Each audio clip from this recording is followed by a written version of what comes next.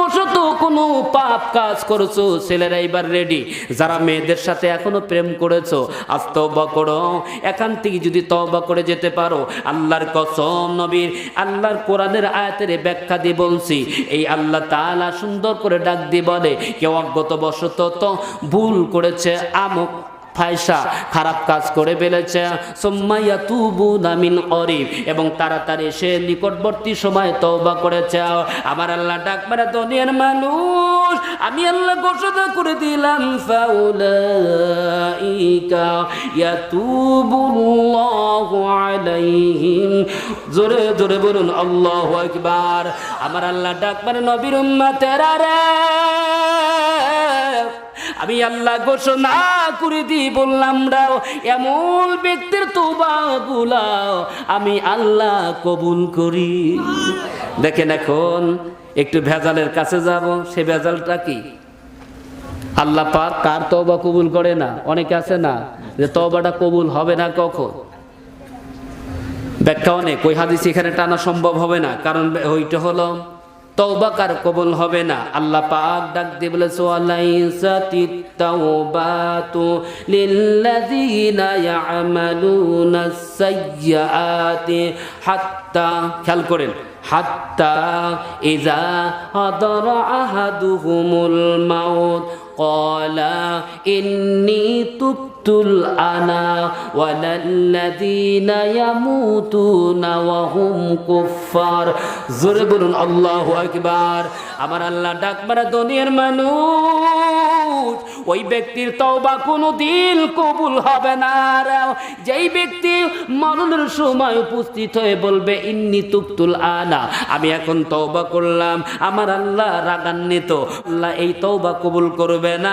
এই জন্য আমার আল্লাহ ডাক দিয়ে বলতেছে, ওয়ালাল্লাযীনা ইয়ামুতুনা ওয়া হুম কুফফার। আল্লাহ ডাক দিয়ে বলে, নবীজি, এমন ব্যক্তিদেরকে বলে দাও গো, এই ব্যক্তি যদি কাফির অবস্থায় মারা যায়, আমি আল্লাহর কিছু আসে যায়। কথা বলেন, আসে যায়? এর জন্য অনেকে আছে মরণের যন্ত্রণা ওঠে, জাকামদানি যেটা বলি আমরা, যন্ত্রণা ওঠে না, এই সময় বাড়ির পাশের হুজুরকে ডাইকে নিয়েছে, যে হুজুরকে জীবনবার খালি গালি দিছে। কথা বলেন না কেন? হুজুরকে গালি দিছে, এই হুজুরকে ডেকে নিয়ে আসা হয়, কয় হুজুর যা করছে করছে, এটা আমার বাবাকে তওবা পড়ান। এ ভাই, এই তওবা আল্লাহ কবুল করবে? আল্লাহ নিজেই কিন্তু একবার স্পষ্ট ভাষায় সূরা নিসার 17 এবং 18, 17 নম্বর আয়াতে বলছে, যারা অপরাধ করার সাথে সাথে তওবা করবে, আল্লাহ তা ক্ষমা করবে। আর 18 নম্বর আয়াতে বলছে, যে ব্যক্তি মৃত যন্ত্রণায় উপস্থিত হয়েছে এমন সময় যদি বলে, ইন্নী তুবতুল আনা, আল্লাহ আমি তওবা করলাম, আমি তওবা করলাম, আল্লাহ বলতেছে, ওয়ালাল্লাযীনা ইয়ামুতুনা ওয়া হুম কুফফার, এই ব্যক্তি কাফের অবস্থায় মারা গেলে আমি আল্লাহর কিচ্ছু আসে যায় না। অর্থাৎ বোঝা যায় এই ব্যক্তির তওবা আল্লাহ কবুল করবে। এখন বলুন, তওবা কেমন কবুল করবে? উদাহরণ দিলে বুঝতে পারবেন। ইউনুস নবীর ঘটনা জানে না কে? বলেন, এখন বলেন, অধিকাংশই মানুষ জানেন। এখন বলুন তো দেখি, ইউনুস নবীকে নদীতে ফেলানো হয়েছে কোন কারণে? এখন বলেন। আমি হলো ব্যতিক্রম মানুষ, আমি যে কোনো কোরআনের আয়াত রিসার্চ করি ব্যতিক্রম ভাবে। আল্লাহর কথা বিশ্বাস করছিল না, আল্লাহ গজব দিব, কিন্তু ও ভাইসকে পরে ও ভয় চলে গেছে। মুরব্বী বলছে আংশিক মিল আছে, মুরব্বীর জন্য মাশাল্লাহ বলা যাবে না? আরো জোরে বলেন না কেন? সেটা হলো ব্যাখ্যাতে আসছে, তার মনিবের আদেশকে উপেক্ষা করে আগেই রওনা দিয়েছিল। মনিবটাকে ওই মালিক, নৌকার মধ্যে যখন হয় গেছে, ঢেউ শুরু হয়ে গেছে, সবাই হতবম্ব, কেড়ে, চতুর্দিকে কোনো বাতাস নাই, কিন্তু ঢেউ আসলো কোথার থেকে। তখনকার একটা জামানার, ওদের যুগের জামানার একটা নীতি ছিল, লটারি করতো ওরা। কি করতো? লটারি। যতই লটারি ফেলায়, শুধু ইউনুস নবীর নাম ওঠে। সবাই অবাক হয়ে যায়, নবী হয়ে এই লোকের নাম ওঠে, ভালো মানুষ, এই লোকের নাম ওঠে, বিশ্বাস করেন, আবার ফেলায়, আবার ইউনুস নবীর নাম, আবার ফেলায়, আবার ইউনুস নবীর নাম। ইউনুস নবী ডাক দিয়ে বলে, ভাইরা, তোমরা যে লটারি ফেলাচ্ছ এটার মধ্যে কোনো সন্দেহ নাই, এটাই সত্য, আমি আমার মনিবের আদেশকে উপেক্ষা করি আমি চলে এসেছি, আমারে তোমরা ফেলায় দাও। তারপরে তাকে নদীতে ফেলানো দেওয়ার সাথে সাথে নদীর স্রোত, নদীর তুফান সব একেবারে নিমিষেই সমাধান হয়ে গেল। ভুল কয়টা? কথা বলেন। সেই লোক কত বছর, কয়দিন ছিল? 40 বছর না, 40 দিন। 40 দিন মাছের পেটে ছিল। এই মাছের পেটে থাকার পরেও তওবা কবুল করে নাই। তওবা তখনই কবুল করলো যখন নবীর প্রতি দরুদ পড়ে তওবা করেছে। সুবহানাল্লাহ জোরে বলা যাবে না? অথচ আমাদের নবীর উপর দরুদ পড়ার ফতোয়া এখন আবিষ্কার হয়ে গেছে। আবিষ্কার হয় নাই? কথা বলেন না কেন? রাগ করবেন না, শোনেন। এই সকল ফিরকাবাজির কারণে আজকে ইসলাম, রসুল নিজেই বলছে বনি ইসরায়েলের দল ছিল 73টা দলে বিভাজন হয়েছিল, আর আমার দল হবে 72টা। বনি ইসরায়েলের আমার দল হবে 73টা। কুল্লুহুম ফিন্নার ইল্লা মিল্লাতি ওয়াহিদ। একমাত্র একটা দল জান্নাতে যাবে, বাকি 72 দলই আল্লাহ লাথিতে জাহান্নামে ফেলাই দিবে। নাউজুবিল্লাহ বলবো না? খেয়াল করবেন, কয়টা দলে জাহান্নামে যাবে? 72টা দল, আর একটা দল জান্নাতে যাবে। অত কি সহজ? কথা বলেন, অতই কি সহজ? এই জন্য কোরআনের বিধানকে যারা উপেক্ষা করে, কয়েকদিন আগে মুজাফফর বিন মুহসিনের একটা ওয়াজ শুনলাম। আমি আবার ওনাদের লং টাইম শুনি না, একটু শুনেই তো মিজাজ হাই হয়ে যায়। উনি বলতেছে কোরআন নাকি, কোরআনের আয়াতেও নাকি জাল আছে। আমি প্রমাণ করেও দিতে পারবো। বলেন এতে কি মানা যায়? হ্যাঁ বলেন, মানা যায়? আব্দুর রাজ্জাক বিন ইউসুফের একটা বয়ান শুনলাম। উনি বলতেছে এক বালতি চোনার মধ্যে যদি এই একটা চাদর ওর মধ্যে ডুবায়া, সেই চাদর আবার গায়ে দিয়ে নামাজ পড়া যায়। কোথায় পাইছেন? বলেন না কেন? সর্বোচ্চ মাসালা আছে এইরকম, 1 দিরহামের কম যদি কোনো নাপাকি থাকে সেটা দিয়ে নামাজ চলবে, জায়েজ দিছে। কথা বুঝেন? কিন্তু সেই নাপাকিটা যদি জাহেরি হয়, যেরকম আপনি পেশাব করতে গেছেন, পেশাব করতে গিয়া হঠাৎ মনে হলো যে পেশাবের ফোঁটাটা ছিটে আসলো, কোথায় যে পড়লো, আপনি জানার পরে যদি নামাজে যান, নামাজ হবে না। খেয়াল করেন বিষয়টা। কিন্তু নামাজ হবে তখনই আপনি টের পাচ্ছেন না যে কোথায় পড়ছে। আপনার যে কোনো একটা কাপড়ের ওই সন্দেহমূলক একটা জায়গা একটু ধুয়ে দিবেন, তাহলে আপনার নামাজের কোনো ঝামেলা নাই, নামাজ শুদ্ধ হয়ে গেল। কথা বুঝেন? মাসালা কত সুন্দর।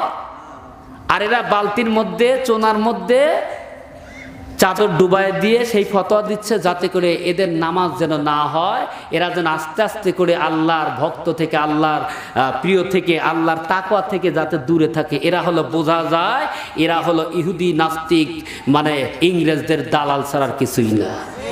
কথা বলেন না কেন? যারা এনে বসে আছো অনেকেই, যারা ওই দলের অবলম্বী অনেকেই আছে। ওই যে জুমার নামাজে মুরব্বী দেখছেন না? আপনাদের সময় দেখেন আর এখনকার সময় দেখেন, এখন তো ডিজিটাল নামাজ। জুমার নামাজে দেখবেন, নামাজে সালাম ফিরানোর সাথে সাথে অর্ধেকের বেশি মুসল্লি নাই। কথা বলেন, কথা বলেন। এরা কোথার থেকে আসতো? ওই যে ইংরেজদের দালালদের ওয়াজ শুনে শুনে আইছে এগুলো। না না, ওরা বক্তব্য শোনে, কয় না জুমার নামাজের পড়বেন নাকি কোনো সুন্নত নামাজই নাই। কথা মনে রাখবেন কিন্তু। এই জন্য অনুরোধ করে বলছি, আমরা ওই পথের প্রতীক হব না ইনশাআল্লাহ। যতক্ষণ পর্যন্ত ফরজের পাশাপাশি সুন্নত না পড়া যাবে, এই ফরজ আল্লাহর দরবারে জীবনে পৌঁছে না। কোন পর্যন্ত? আসমানে ঢুকতে চায়, আসমান এই ইবাদত ঢুকতে দেয় না। রসুল বলছে যখন ফরজের পরে সুন্নত পড়া হয়, আল্লাহর ফেরেশতারা এই আমলগুলো বহন করে নিয়ে যায়। বহন করে নিয়ে যাওয়ার সাথে সাথে আসমানের দরজাগুলো খুলে দেয়। ইবাদত অতই সহজ। ইবাদত কি অতই সহজ? ফরজের পরে সুন্নত পড়ব না কে কে দেখি? ফরজের পরে সুন্নত পড়ব না কে কে আছেন? তাহলে এখন হাত তুলে অঙ্গীকারবদ্ধ আছে, জীবনে যা করছেন ফরজের পরে সুন্নত পড়ব কে কে? হাত তুলে দেখাইতে হবে একবারে দৃঢ় আস্থা। আমি তো তওবার বিষয় যেহেতু আলোচনাই করছি আজকে, তওবার বিষয় কি সবাই তো রাজি ইনশাআল্লাহ? লিল্লাহে তাকবীর। আর জোরে বলতে হবে লিল্লাহে তাকবীর। আল্লাহ কবুল করে, সকলে বলুন আমিন। এখন আপনাদের আরেকটা প্রশ্ন করব, সারা দিনে কয় ওয়াক্ত নামাজ? 5 ওয়াক্ত নামাজ। 5 ওয়াক্ত নামাজের ফরজ কয় রাকাত? 17 রাকাত। খেয়াল করবেন। আর সুন্নতে মুআক্কাদা কয় রাকাত? দেখেন এই জায়গায় ভেজাল, অর্থাৎ পড়ে না, এটাই পড়ে না। সুন্নতে মুআক্কাদা কয় রাকাত? বলেন বলেন বলেন, হিসাব করে বলেন না কেন? 5 ওয়াক্ত তো 1 ওয়াক্ত তো নাই, 1 ওয়াক্ত তো নাই, তাহলে 4 ওয়াক্ত হিসাব করতে তো বেশি সময় লাগবে না, লাগবে কি? 12 রাকাত। মুরব্বি অ্যাডভান্স আছে, মাল দেখতেছি, সুবহানাল্লাহ জোরে বলেন। মুরব্বি তো একের দেখতেছি সব বিষয়ে অ্যাডভান্স আছে। এর জন্য বলি সুন্নতে মুআক্কাদা কয় রাকাত হলো? 12 রাকাত। এই নামাজ না পড়লে কবিরা গুনাহ, মনে রাখবেন। কি গুনাহ? আরো জোরে বলেন। তাহলে এই নামাজ ছেড়ে দেওয়া যাবে? হ্যাঁ, কখন দিবেন? যদি আপনার এমন বিপর্যয়, বিপদ সম্মুখীন, তখন ফরজ ছাড়বেন না। সুন্নত যদি ছেড়ে যায় তাতে আল্লাহর কাছে জবাবদিহি করতে পারবেন যে আমার এই বিপদের কারণে আমি সুন্নতকে মাহরুম করেছি, কিন্তু এটা যেন কন্টিনিউ না হয়। আল্লাহ পাক কবুল করে, সকলে বলুন আমিন। বাবাজি খেয়াল করবেন, তাহলে তওবা মরণের আগে করলে তওবা কবুল হবে? কারণ এটা আমার কথা না, আপনার কথা না, কথা কার? দলিল দিছি সূরা নিসার আয়াত নাম্বার 17 এবং 18। কয় নাম্বার? 2টা আয়াতের ব্যাখ্যায় আপনাদেরকে শোনাইলাম। এখন বলুন, যেই ব্যক্তিরা আল্লাহ আত্তাকুল্লাহ বলার কারণে শুধরাতে পারে তাদেরকে আল্লাহ কি দেয়? পুরস্কার দেয়। সুবহানাল্লাহ জোরে বলেন। এই জন্য বলেছিলাম 5টা চরিত্র মুসলমানদের, তাকওয়া ব্যক্তিদের মধ্যেও 5টা চরিত্র থাকতে হবে। এর মধ্যে 3 নম্বর চরিত্র ছিল ওয়া মিম্মা রাযাকনাহুম ইউনফিকুন, যারা যা কামাই করবে আল্লাহর রাস্তায় ব্যয় করবে। বেশি না, 10টা মিনিটের মধ্যে এই মসজিদের জন্য 500, 200, 1000, 2000, 1 বস্তা 2 বস্তা সিমেন্ট একটু মেহেরবানি করে দিয়ে যাবেন। শরীরটা আসলে ভালো